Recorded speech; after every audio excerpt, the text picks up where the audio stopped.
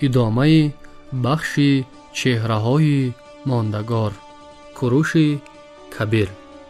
کوروش کبیر بنیادگذار دولتداری متمدن.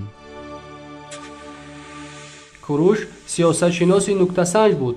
پیش از همه گونه محاربه او برای نریختن خون به رقیبانش با کفالت امنیت، آزادی و به شرط‌های برای آنها امتیازناک بستن صلح را پیشنهاد می‌کرد. تنها در صورتی از جانب مقابل قبول نشدن پیشنهادهایش دست به جنگ می‌زد. بعد غالب برآمدن کوشش می‌کرد مغلوبان را بیهوده آزار ندهد و عزت نفس آنها را پس نزند. او آدمشناس و انسان دوست بود و شخصان لیاقتمندی را که برایش صادقانه خدمت می‌کردند قدر می‌کرد و با آنها منصب‌های کلان دولتی را می‌داد. اغلب او پادشاهان مغلوب شده و به اسیری افتاده را می‌بخشید. شاه لیدیا کرز، شاه بابل نبانید به این مثال شده می‌توانند. کوروش در هیئت امپریای خود قریب 70 قوم و ملت‌های گوناگون را متحد کرده به همه آنها رسما آزادی و برابر حقوقی عطا نمود. بشریت می‌تواند امروز هم از تجربه انسان دوستی و عدالت پروری این شخصیت بی‌نظیر استفاده برد. تجربه دولتداری کوروش کبیر عبرت‌آموز است. ما باید آن را همه‌جانبه آموزیم، زیرا ساختار دولتی هخامنشیان یکی از مهمترین طرز حکومت‌های امپراتوری عهد باستان به شمار می‌رود.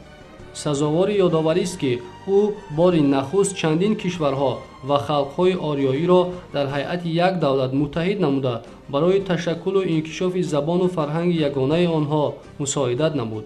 خصوصاً در عهد کوروش کبیر که دوره مرکزیت یابی و در قلمرو دولت بزرگ هخامنشیان متحد شدن دولت‌های خرد و قبیله‌های پراکنده آریانژاد و آریا زبان سرزمین آریانای غربی و آریانای شرقی به شمار می‌رفت، تعقیب و سرکوب کردن سکایی‌های مرکزگریز و آزادی پرست اوج گرفته برای از تاخت‌تاز آنها ایمن داشتن سرحدهای شرقی امپری هخامنشیان قلعه استحکامی کوروشکده بنیاد می‌گردد.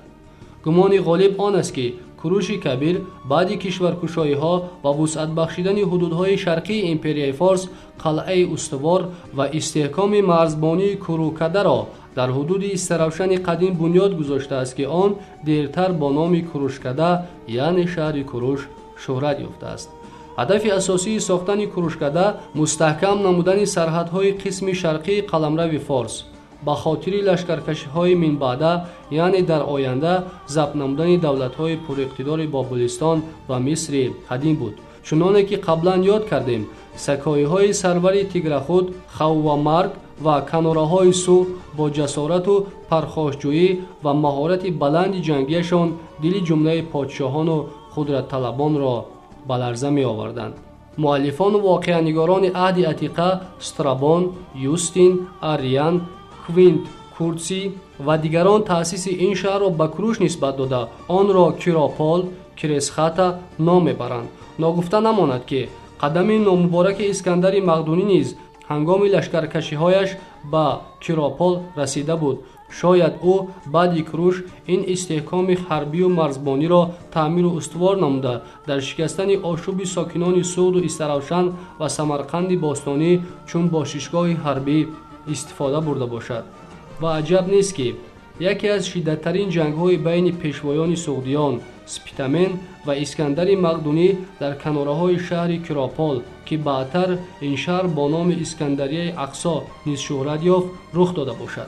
موجودیت تاریخی شهر کوروشکده را مورخان و کشورشناسان مینارسکی و چیلیتکا و دیرتر باستانشناس توانا اکادمیک نیماتوف در زمینه اتیمولوژی نام کورکات اساسناک نموده موجودیت واقعی این نام و این محل را از تاریخ عهد قدیم استروشن تا به امروز آورده رسانیدند.